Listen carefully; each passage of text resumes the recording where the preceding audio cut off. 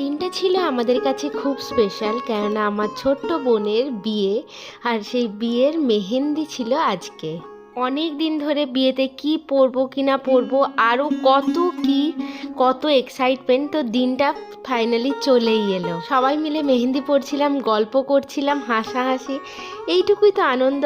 আবার যখন চেন্নাইতে চলে যাব, এই সুন্দর সুন্দর দিনগুলোর কথা বারংবার মনে পড়বে।